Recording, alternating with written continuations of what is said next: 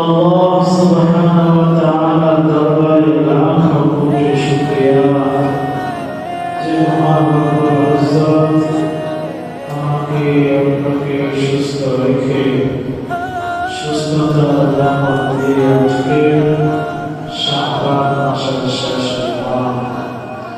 আজকে আরবি শাবান মাসের 28 তারিখ, বাংলা ফাল্গুন মাসের আজকে 15 তারিখ, ইংরেজি ফেব্রুয়ারি মাসের আজকে 28 তারিখ পর্যন্ত আল্লাহ সুবহানাহু ওয়া তাআলা আমাদেরকে জীবিত রেখেছেন। এই পর্যন্ত আমাদেরকে জীবন দান করেছেন, হায়াত দান করেছেন, বেঁচে রেখেছেন। সাথে সাথে আল্লাহ সুবহানাহু ওয়া তাআলার গোলামি করার জন্য আমাদেরকে মনোনীত করেছেন। আল্লাহ রাব্বুল ইজ্জতের মহান হুকুম সালাতুল জুমআহ নামাজ আদায় করার লক্ষ্যে মসজিদে আসা বসা এবং দিনী কিছু কথাবার্তা পরামর্শনা তৌফিক দান করলেন। এই জন্য মহান রব্বুল কারীমের দরবারে আমরা সবাই কান করে শুকরিয়া আদায় করি। আলহামদুলিল্লাহ। লাখ কোটি দরুদ ও সালাম বিশ্ব নবী সরকার আলম, বিশ্ব মানবতার দূত, যিনি হলেন সকল নবীদের সরদার, যিনি হলেন সকল নবীর চাইতে সর্বশ্রেষ্ঠ নবী, আখির জামানার নবী, আমার আপনার প্যারা নবী, প্রিয় নবী মুহাম্মদুর রাসূলুল্লাহ সাল্লাল্লাহু আলাইহি ওয়াসাল্লামের প্রতি আল্লাহুম্মা সাল্লি আলা মুহাম্মাদ আল্লাহুম্মা বারিক আলা মুহাম্মাদ। প্যারা হাজির, শাবান মাসের আজকে শেষ জুমা। শাবান মাসের আজকে 28 তারিখ।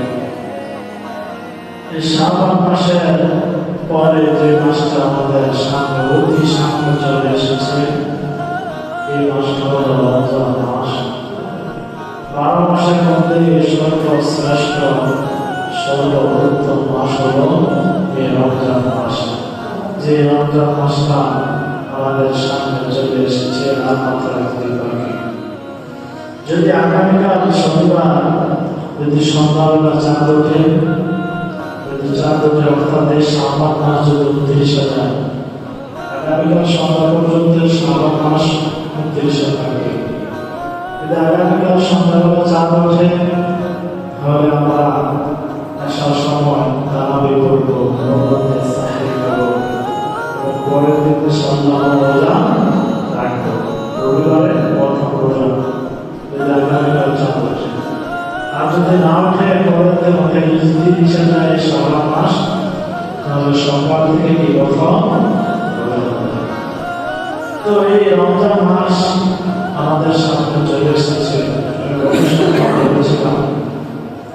রমজান মাস শ্রেষ্ঠ মাস, এই মাসের জন্য প্রস্তুতি নেওয়া। দুনিয়া যে কোনো গুরুত্বপূর্ণ কাজে, যে কোনো ব্যাপারে আমরা প্রস্তুতি নিই, মানুষ নেয় স্বাভাবিক। যেহেতু রমজান মাস সব চাইতে বেশি গুরুত্বপূর্ণ শ্রেষ্ঠ মাস, এই মাসেরও কি আমাদের প্রস্তুতি আছে। রমজান আসার আগে প্রস্তুতি নেওয়া, রমজান আসার আগে আমাদের প্রস্তুতি দেখা যাচ্ছে যে আমাদের মধ্যে এমনটা না। রমজানের একটা প্রস্তুতি হলো রমজানের আগে নিজেকে পরিবর্তন করে ফেলা, নিজে বেশি বেশি নেক আমল করা, নামাজের দিকে ধাবিত হওয়া, কোরআন তেলাওয়াতের দিকে ধাবিত হওয়া, মনোযোগী হওয়া, কিন্তু আমাদের মধ্যে নাই। এই যে রমজান মাস আসতেছে, আমাদের কোনো খবর নাই যে একটু রমজানের আগে একটু নিজেকে গোছাই নিই। আমি রমজানের আগে থেকে নামাজটা ধরি, নামাজটা পড়ি, নামাজ পড়া শুরু করি, না আমাদের মধ্যে নাই। আগে যেমন ছিল এখন কি তেমন। আগে যেমন মুসলিম হইতো 2-4-5 এখন কি এখনো কোনো কি আমাদের মধ্যে পরিবর্তন হয়। রোজার আগ থেকে কি আমি নামাজটা ধরি, কারণ রোজার আগ থেকে যদি আমি প্রস্তুতি না নেই নামাজটা শুরু না করি, রমজান মাসেও দেখা যাবে হয়তো শুরুতে কয়েকদিন হবে, পরে কি আর নাই। শুরুতে কয়েকদিন নামাজ পড়বো, ঠিকঠাক মতো রোজা রাখবে, কিন্তু ওই বেশিরভাগই কি রাখবে না, অল্প কয়েকদিন আগে ছুটে যাবে। কারণ এগুলো হলো আমাদের অপ্রস্তুতির কারণে, আমরা প্রস্তুতি নেই না রমজানের, এই জন্য এই অবস্থা। রমজানের আগে আমাদের উচিত ছিল রমজানের আগে আল্লাহর কাছে তাওবা করে, আল্লাহর কাছে ক্ষমা চেয়ে, নিজের জীবনের গুনাহগুলো মিটিয়ে মুছে নিয়ে রমজানের মধ্যে পাক সাফ হয়ে রমজান শুরু করা, এটা আমাদের জন্য একটা উচিত ছিল।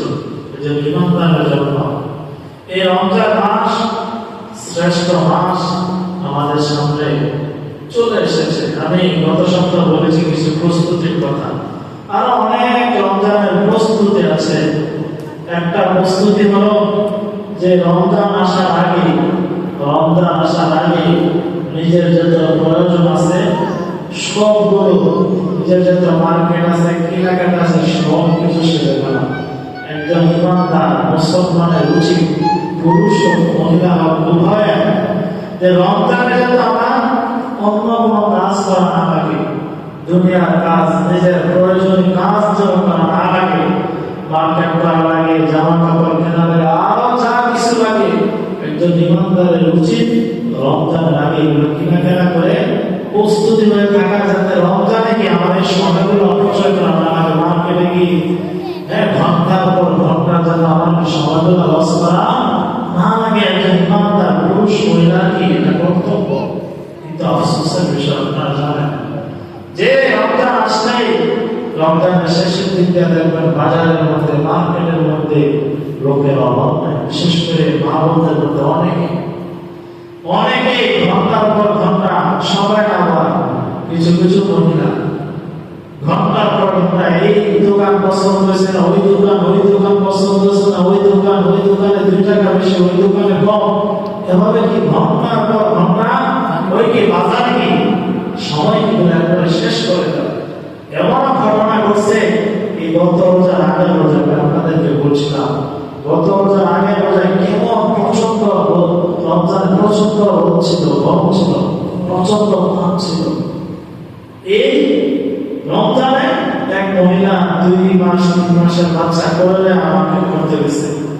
কিছু কিছু মহিলাদের অভ্যাস এই দোকান ওই দোকান পুরো বাজার ঘুরে, ঘুরতে ঘুরতে এই প্রচন্ড গরমের মধ্যে ছোট বাচ্চাগুলো ঘুরছে, ওই বাচ্চা যে পুরো কখন নিঃশ্বাস আনতে পারে না, গরমের ঠেলায় কোন সময় ছোট বাচ্চা দুনিয়া থেকে চলে গেছে, ও মা কি খবর নেই, মা কি খবর নেই, এমন হয়েছে খবরের মধ্যে পত্রিকা আসছে। আমি বলছি আপনাদের মাঝে, আপনাদের মনে আছে কিনা, কেন রমজানের আগে এই জন্য প্রথমত উচিত হলো ঘরের যিনি কর্তা পুরুষ, উনি কি করবেন, যত আসবাবপত্র কিনা লাগে কিনে সবকিছু রেডি রাখবে, মার্কেট বলেন, কাপড় সব। তারপর মানব যাদের যাওয়া দরকার হয় তারা বোরকা পরে, পর্দা করে কি পর্দা মেনটেন করে কি তারা যাবে, এবং কি বেশি দেরি করবে না, যত দ্রুত যত তাড়াতাড়ি উচিত এগুলা কি সেরে আবার চলে আসা। কারণ রমজান মাসটা তো একজন ইমানদার মুমিন মুসলমানের পুরুষ মহিলা উভয়ের জন্য একটা ইবাদতের মৌসুম, আমল করার মৌসুম, আমল করার সুযোগ। দেখেন ঈদ আসলে কিছু কিছু ব্যবসায়ীরা তাদের ব্যবসা করার মৌসুম, তারা কি ব্যবসা করে, ব্যবসা করো সমস্যা নাই, কিন্তু ব্যবসা করতে কিন্তু নামাজ ছুটে যায়, জামাতের সঙ্গে নামাজ ছুটে যায়, রোজা ছুটে যায়, অন্যান্য আমলগুলো দিয়ে যদি আপনার ছুটে যায়, তাহলে আপনার এই ব্যবসাগুলো আল্লাহ তাআলা কি খায় রাখবে না, বরকত রাখবে না। একজন ইমানদার মুসলমানের জন্য এই রমজান মাসটা হলো ইবাদতের মৌসুম, ইবাদত করার সুযোগ। যেমনি ভাবে ঈদের মৌসুমে কাপড় ব্যবসায়ীরা তারা অল্প সময় কয়েকদিনে ব্যবসা করে দ্বিগুণ মুনাফা তারা অর্জন করবে, লাভবান হবে, ঠিক মুসলমান ইমানদার পুরুষ মহিলা উভয়ের জন্য এই রমজান মাসটা হলো এক মাস অল্প সময় ইবাদত করে লক্ষ লক্ষ কোটি কোটি নেকি অর্জন করবে। সুবহানাল্লাহ। অল্প সময় কি ইবাদত করবে আর কি বেশি সওয়াবকে আল্লাহ তাআলা দিয়ে দিবে এক মাস। কথার কথা একটা উদাহরণ, যে রমজান মাসে যদি কেউ কোরআন পড়ে, কোরআন তেলাওয়াত করে, কেউ যদি একটা খতম কোরআন যদি কেউ পাঠ করে তাহলে আল্লাহ তাআলা তাকে 70টা খতমের সওয়াব দিয়ে দিবে। সুবহানাল্লাহ। চিন্তা করেন কতটা সুযোগ, কতটা সুযোগ। এক খতম দিলে 70 খতম, 70 খতম দিতে হবে কয় বছর লাগবে চিন্তা করেন। কয় বছর আমরা 70টা খতম দেব, আর কিন্তু রমজানে একটা খতম দিতে পারলে 70টা খতমের সওয়াব পাইতেছেন। সুবহানাল্লাহ। এভাবে আল্লাহ তাআলাকে আরো বেশি দিতে পারেন, আল্লাহ তাআলাকে আরো বেশি দিতে পারেন, কমপক্ষে 70 দিলেন না। তো এটা কি এই মাসটা হলো একজন ইমানদারের জন্য ইবাদতের মৌসুম, সুযোগ। অল্প সময়ে ব্যবসায়ীরা যেভাবে অল্প সময়ে ব্যবসা করে ঈদের সময় অনেক উপার্জন করে লাভবান হয়ে যায়, ইমানদারের জন্য এই অল্প একটা মাস, মাত্র অল্প সময় একটা মাসে অল্প ইবাদত করে এক খতম কোরআন করে 70 খতমের সওয়াব পেয়ে যাবে। সুবহানাল্লাহ। প্যারা হাজিরিন, এই জন্য আমাদের উচিত আর একদিন বাকি আছে, নিজেকে গুছিয়ে নেওয়া, নিজেকে প্রস্তুতি করে নেওয়া। যত প্রয়োজন আছে ঘরের প্রয়োজন, বাচ্চা কাচ্চা যত প্রয়োজন আছে সবগুলো রমজান আগে গুছিয়ে নেওয়া, রমজান আগে সব কিছু কি করে নেওয়া। এই রমজান মাসটাকে আল্লাহ তাআলা এত দামি করলেন, এত ফজিলত করলেন, কেন করলেন? এই রমজান মাসে আল্লাহ রাব্বুল ইজ্জত কোরআনকে নাযিল করেছেন। সুবহানাল্লাহ। আল্লাহ রাব্বুল ইজ্জত বলেন, শাহরু রমাদান উনজিলা ফীহিল কুরআন হুদাল লিন-নাসি ওয়া বায়িনাতিন মিনাল হুদা ওয়া বায়িনাতিন মিনাল হুদা ওয়াল ফুরকান। আল্লাহ রাব্বুল ইজ্জত বলেন, শাহরু রমাদান, এই রমজান মাস উনজিলা ফীহিল কুরআন, এই রমজান মাসে আমি আল্লাহ তাআলা কোরআনকে নাযিল করেছি। সুবহানাল্লাহ। হুদাল লিন-নাস, এই কোরআনকে আমি কেন নাযিল করেছি, কোরআনকে আমি কেন অবতীর্ণ করেছি? হুদাল লিন-নাস, মানুষের হেদায়েতের জন্য। সুবহানাল্লাহ। আল্লাহ তাআলা এই কোরআনকে এই রমজান মাসে নাযিল করেছেন। এই কোরআনের কারণে, কোরআনের বরকতে আল্লাহ তাআলা এই রমজানের এত শ্রেষ্ঠত্ব দান করেছেন। সুবহানাল্লাহ। এই জন্য প্যারা হাজিরিন, এই রমজান মাসে যত আমল আছে, নফল আমল আছে, এর মধ্যে সবচেয়ে পাওয়ারফুল, সর্বশ্রেষ্ঠ আমল হলো রমজানের বেশির চাইতে বেশি কোরআন তেলাওয়াত করা। বেশির চাইতে কি বেশি কোরআন তেলাওয়াত করা। কারণ এই রমজান মাসটা হলো কোরআনের কারণে শ্রেষ্ঠ, কোরআনের কারণে এত দামি হলো এই রমজান মাসটা। এই জন্য এই রমজান মাসের সর্বশ্রেষ্ঠ আমল হলো বেশির চাইতে বেশি নফল আমলের মধ্যে বেশির চাইতে বেশি কি কোরআন তেলাওয়াত করা। রমজান এবং কোরআন একটা আরেকটার সাথে জড়িত, যেভাবে ডাইনা বামা একটা আরেকটার সাথে কাছাকাছি, এমনিভাবে রমজান এবং রোজা যেভাবে বলা যায়, বলা হয় এখন ব্যবহার করে যে রমজান এবং কোরআন যেমন এটা কি পরস্পর একটা আরেকটা ভাই ভাই, আপন ভাই ভাই, এবং একটার সাথে আরেকটা কি সম্পৃক্ত, আরেকটার সাথে কি জড়িত। এই জন্য এই রমজান মাসে বেশি চাইতে বেশি কোরআন তেলাওয়াত করা, কোরআন পড়া, কোরআন পাঠ করা বেশি চাইতে বেশি। রাসূল সাল্লাল্লাহু আলাইহি ওয়াসাল্লাম হাদিসের মধ্যে বলেন, বিশ্বনবী সরকার দো আলম নবী মুহাম্মদ রাসূলুল্লাহ সাল্লাল্লাহু আলাইহি ওয়াসাল্লাম বলেন, আসসিয়াম ওয়াল কুরআন, আসসিয়াম ওয়াল কুরআন ইয়াশফাআন লিল আবদি ইয়াওমাল কিয়ামাহ। বিশ্বনবী রাহমাতুল লিল আলামিন নবী মুহাম্মদ আরবি সাল্লাল্লাহু আলাইহি ওয়াসাল্লাম বলেন, আসিয়াম ওয়াল কুরআন, রোজা এবং কোরআন, রোজা এবং কোরআন কিয়ামতের ময়দানে, রোজা এবং কোরআন কিয়ামতের ময়দানে বান্দার জন্য সুপারিশ করবে। সুবহানাল্লাহ। এই কোরআন, এই রোজা দুইটাকে একসাথে নবীজি বলেছেন। রোজা এবং কোরআন এই উভয়টা কিয়ামতের দিন বান্দার জন্য কি করবে? সুপারিশ করবে। কোরআন বলবে, আল্লাহ আল্লাহ রমজান মাসে তোমার বান্দা অথবা বান্দে রমজান মাসে তেলাওয়াত করছে, রাতের বেলা তারাবিতে দাঁড়ায় দাঁড়ায় কোরআন শুনছে, রাতের বেলা আল্লাহ তেলাওয়াত করছে, আল্লাহ তুমি আমার সুপারিশ কবুল করো। কোরআন জোরভাবে অনেক গুরুত্ব সহকারে ওই বান্দার জন্য আল্লাহর কাছে সুপারিশ করবে, আর আল্লাহ তাআলা ওই কোরআনের সুপারিশকে কবুল করে বান্দাকে জান্নাত দিয়ে দিবে। সুবহানাল্লাহ। ঠিক তদ্রুপ সিয়াম, রোজা কি আল্লাহ দরবারে সুপারিশ করবে, আল্লাহ তোমার বান্দা সারাদিন না খেয়ে আসতো, সারাদিন না খেয়ে আসতো, আল্লাহ কোনো খানা ছিল সামনে কিন্তু আল্লাহ খায় না। আল্লাহ সে ইচ্ছা করলে তার স্ত্রীর কাছে ছিল, স্ত্রীর কাছে যায় না। আল্লাহ অর্থাৎ সে রোজা পরিপূর্ণভাবে রাখছে, আল্লাহ তুমি আজকে আমার সুপারিশ কবুল করে তোমার এই রোজাদার বান্দাকে জান্নাত দিয়ে দাও। সুবহানাল্লাহ। এই রোজা এবং কোরআন কিয়ামতের দিন বান্দার জন্য কি করবে? সুপারিশ করবে। এই জন্য এই রমজান মাসে বেশি চাইতে বেশি কোরআন তেলাওয়াত করা। রাসূল আরবি সাল্লাল্লাহু আলাইহি ওয়াসাল্লাম হাদিসের মধ্যে বলেন, মান ক্বারাআল কুরআন হারফা ফালাহু আশরু হাসানাত।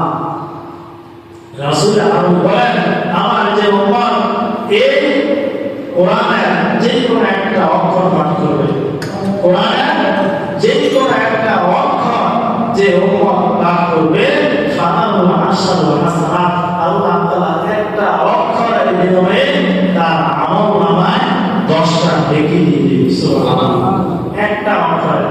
নবী বলেন, আলিফ লাম মিম লা আকুলু হারফুন।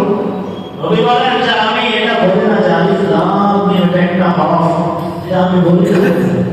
বাল ওয়া আলিফুন হারফুন, লামুন হারফুন, মিমুন হারফুন। নবীজি বলেন বরং আলিফ একটা হরফ, আলিফ একটা হরফ অক্ষর, লাম একটা হরফ অক্ষর, মিম একটা অক্ষর, এই তিনটা অক্ষর। তিনটা অক্ষর বলার কারণে আল্লাহ তাআলা বান্দার আমলনামায় 30টা নেকি দিয়ে দিবে। সুবহানাল্লাহ। আর এটা হলো রমজানের বাইরে, রমজানের বাইরে। আর রমজানের মধ্যে যদি আলিফ শুরু করে, আলিফ একটা হরফ, একটা অক্ষর, একটা হরফ করে, তাহলে আল্লাহ তাআলা 10 গুণকে বৃদ্ধি করে 70টা নেকি দিয়ে দিবে। সুবহানাল্লাহ। রমজান লাভ করলে এইভাবে আপনি গুণ করতে থাকেন, মিম করলে এইভাবে গুণ করতে থাকেন, 3 70 কত হয়? অর্থাৎ প্রতি অক্ষরে অক্ষরে এই রমজানে আল্লাহ তাআলা 70টা করে নেকি দিয়ে দিবে। সুবহানাল্লাহ। এই জন্য প্রিয় হাজির, কোরআনের তেলাওয়াতের অনেক ফজিলত আছে। কোরআনের তেলাওয়াত করলে আল্লাহ হাদিসে রাসূল আরবি সাল্লাল্লাহু আলাইহি ওয়াসাল্লাম বলেন, আফদালুল ইবাদাত, আফদালুল ইবাদাতি তিলাওয়াতুল কোরআন, যে সর্বশ্রেষ্ঠ সর্বোত্তম ইবাদত হলো, নফল ইবাদতের মধ্যে সর্বশ্রেষ্ঠ ইবাদত হলো কোরআন তেলাওয়াত করা। সুবহানাল্লাহ। নফল ইবাদতের মধ্যে সর্বশ্রেষ্ঠ ইবাদত কি? কোরআন তেলাওয়াত করা।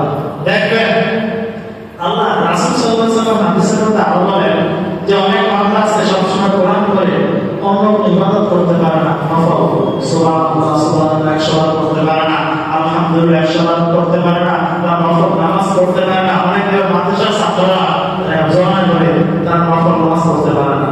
এই সুবহানাল্লাহ সুবহানাল্লাহ তোমার 100 বার করতে পারে না।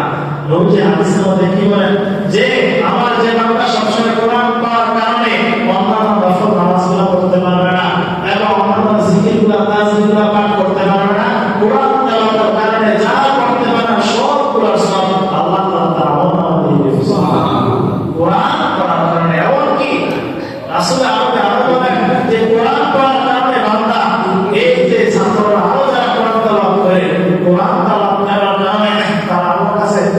সেই সময় দোয়া করতে পারে না, চাইতে পারে না, সবসময় কি দোয়া করতে পারে না।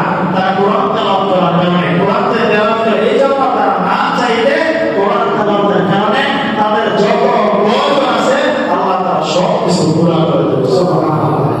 কোরআনের কি ফজিলত, এই জন্য আমরা বেশি বেশি কোরআন তেলাওয়াত করব। রমজান মাসে বিশেষ করে মা বোনরা আলহামদুলিল্লাহ তারা অনেকে কোরআন তেলাওয়াত করে, তারা কি বলে কোরআন তেলাওয়াত করবে, তাদেরকে সুযোগ করে দিবেন রমজান মাসে। কাজ ব্যস্ততা সংসারে যাবেন একটু কমাই দেবেন, পুরুষরা আপনি একটু তাদেরকে সংসারে হেল্প করবেন। বিশেষ করে ইফতারের আগের মধ্যে এই যে তারা ইফতার বানানোর মধ্যে এত ইফতার বানানোর সময় অনেক কষ্ট হয়ে যায়। এই রমজান মাসটা তো খাওয়ার মাস না, রমজান মাসটা বলতে কিনা খাওয়ার মাস, উপবাস, রোজা কাটে, রোজা রক্ত ইনশাআল্লাহ এগুলা আলোচনা করবো সাথে সাথে ইনশাআল্লাহ। তো রমজান মাসটাও আপনি আল্লাহর জন্য ক্ষুধার্ত থাকবেন, ক্ষুধার্ত থাকে। রমজান মাসে এত খাওয়া মাস না, এত খাওয়ার দরকার নাই। এই জন্য কি মা বাবা আমাদের সুযোগ পান না সংসারের কাজে। আপনারা পুরুষরা আছেন তাদেরকে হেল্প করবেন সংসারের কাজে, সংসারের কাজে নিজের বউকে স্ত্রীকে সহযোগিতা হেল্প করা একটা সুন্নাত আমল। এটা একটা কি সুন্নাত আমল নবী করতেন। নবীজি নবীর স্ত্রীদের সাথে যারা রান্না বান্না করতেন, রান্না কাজে হেল্প করতেন। এমনকি হাদিসে আছে নবীজি কি করতেন, আয়েশা রাদিয়াল্লাহু তাআলা রুটি করতেন, নবীজি খোলার মধ্যে রুটি দিতেন। সংসারের মধ্যে কি করতেন, হেল্প করতেন। যে আপনারা অনেক খুশি দেখেন অনেকটা কোনো কাজ নাই, ঘোরাফেরা করে বাজারে আপনার কাটে, আপনি এই সময়টা আপনি সংসারে একটু সময় দেন, একটু কাজটা বসে নেন, যত তাড়াতাড়ি তারা কাজটা করতে হবে তারা কোরআন তেলাওয়াত বেশি বেশি কি করতে পারবে। তাদেরকে কি এই জন্য সুযোগ করে দেবেন, তারা যাতে কি রমজান মাসে বেশি বেশি করে কোরআন তেলাওয়াত করতে পারে।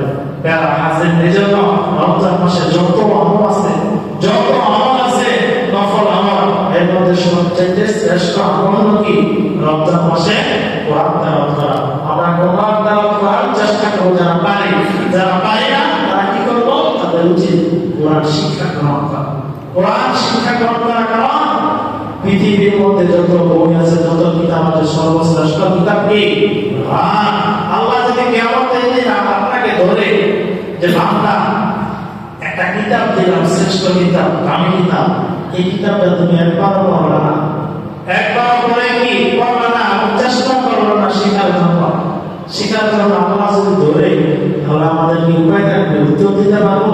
হ্যাঁ, এটা বলতে পারবো আল্লাহ আমি শিখতেছিলাম, আমি চেষ্টা করছি, শিখতেছিলাম, তোমার সব আমার মনে চলে আসছে।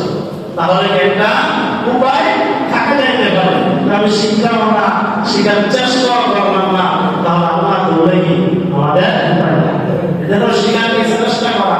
আর একটা হলো যারা কোরআন আমরা একবারে পড়তে পারি না, শিখতে পারতেছে না, তারা কমপক্ষে কোরআনের যে যে সূরাগুলো আমরা পারি, যে যে সূরাগুলো মুখস্থ পারি, এই সূরাগুলো তেলাওয়াত করা, এই সূরাগুলো কি করা, তেলাওয়াত করা। আপনি সূরা ফাতিহা পড়েন, আলহামদুলিল্লাহ সূরা ফাতিহা পড়েন, এটা পড়লে কি আপনি প্রতি হরফের মধ্যে একটু দেখি পাইতেছেন, সূত্রটা করে এটা বলেন।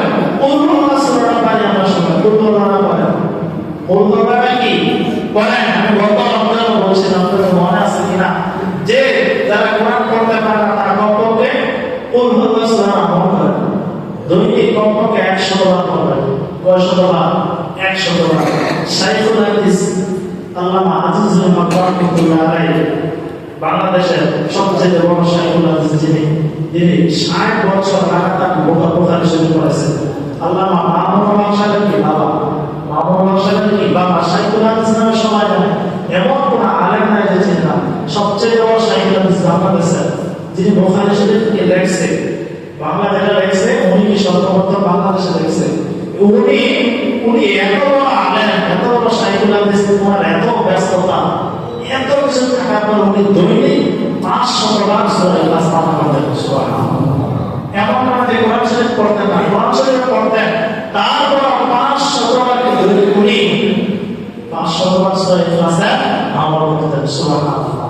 আমি আপনাদের বলবো যে আপনারা পড়তে পারেন না, কমপক্ষে 100 বার প্রতিদিন যদি আপনি 100 বার করে সূরা ইখলাস পাঠ করেন, কুলহুল্লাহ সূরা পাঠ করেন, 30 দিনে কত হয়? 3000 না? 3000 নাকি না বেশি? 30 দিনে চিন্তা করার কত হবে? দৈনিক আর 100 বার সূরা ইখলাস পড়া কি বেশি সময় ব্যাপার? 100 বার কি সূরা ইখলাস পড়া কি বেশি সময় ব্যাপার না? কয় মিনিট ধরে আমরা আস্তে আস্তে বললাম না, দাম কমাই না। আপনি একসাথে বসা একাধারে বসে একসাথে বললাম করতে হবে না।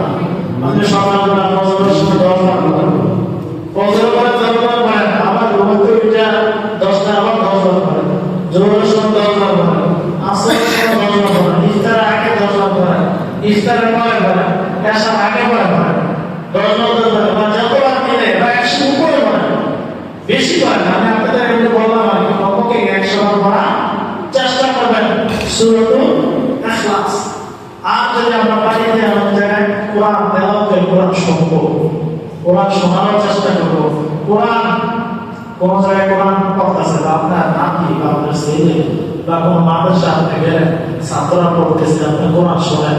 কোরআন শুনলে এবং কোরআন পড়লে যে সওয়াব, কোরআন পড়লে যে সওয়াব, কোরআন সরাসরি শুনবো, এই সওয়াব আল্লাহ তাআলা দিয়ে দিবেন। সুবহানাল্লাহ। এই রমজান মাসে প্রতি রাত্রে, রমজান মাসে প্রতি রাত্রে জিবরাইল আলাইহিস সালাম নবীজির কাছে আসতেন। নবীজি জিবরাইলকে কোরআন শোনাতেন, জিবরাইল নবীজিকে কোরআন শোনাতেন। সুবহানাল্লাহ। চিন্তা করেন, রমজান মাসে কি প্রতি রাতে জিবরাইলকে নবীজিকে কোরআন শোনাতেন, জিবরাইলও কি নবীজিকে কোরআন শোনাতেন। কারণ কোরআন হলো আল্লাহ তাআলার কালাম, কোরআন কি আল্লাহ তাআলার কালাম। আর কালাম অর্থ কি? কথা। কালাম অর্থ কি? কথা। আমরা যে কথা বলতেছি আরবিতে কালাম কয়, আরবিতে কি কয়? কালাম কয়। কোরআন তো আল্লাহর কথা, আল্লাহর কালাম। আপনি কোরআন পড়তেছেন কেমন যেন আল্লাহ তাআলার সাথে সরাসরি কথা বলতেছেন। কোরআনের কি ফজিলত! যারা কোরআন পড়তে পারে সব আজকে থেকে পাক্কা নিয়ত করে ফেলেন, আমি কমপক্ষে যতটা হোক না কেন কমপক্ষে একটা বড় কি কোরআন খতম দেব। 30 দিনে একটা খতম দেওয়া একজন মুসলমানের জন্য যে কোরআন পড়তে হবে তার জন্য ব্যাপার। 30 দিনে এক খতম দেওয়া ব্যাপার। আমি গত বছর বলছি যে আপনি যদি একটু রুটিন করেন, নিয়ম করেন, যে আমি একটা খতম দিব, আমি নিয়ত করবেন একটা খতম দিব, আপনি ফজরের সময় ফজর নামাজ পড়ে যদি আপনি 10 মিনিট সময় দেন 2 পৃষ্ঠা করতে পারবেন। 10 মিনিট। জোহরের সময় 10 মিনিট করে দেন, আরো 2 পৃষ্ঠা, 4 পৃষ্ঠা।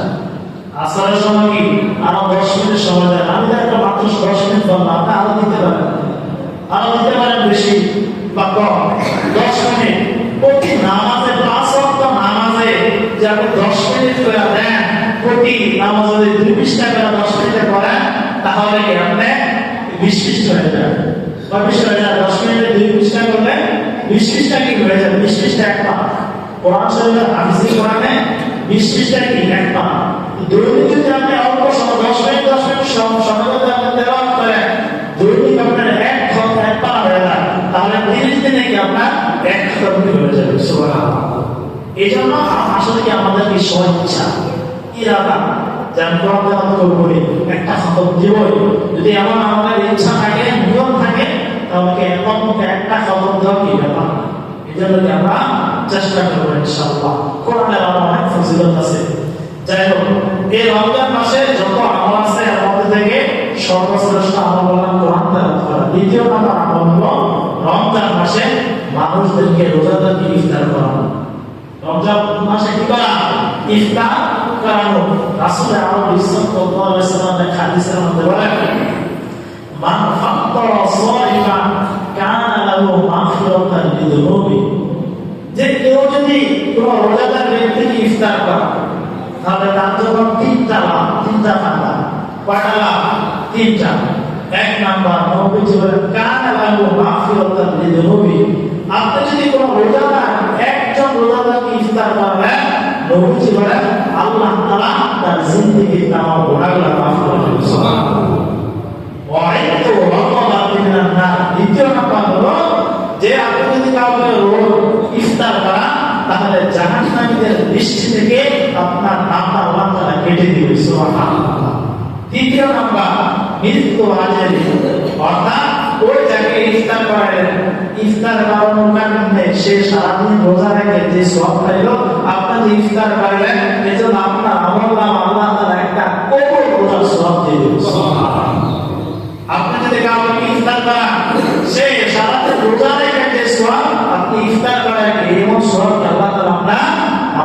সবাই দিয়ে দেবে। এই জন্য মানুষদেরকে ইফতার করানো রমজান মাসে অনেকেই বলা যায়, বিশেষ করে মুরব্বীদের মধ্যে, মাবুদের মধ্যে অনেকে বলে যে আমি সারাদিন কষ্ট করে রোজা রাখলাম, আরেকজন ইফতারি খাবো, আমার সবটা মনে হয় একই কাজে যাবো না।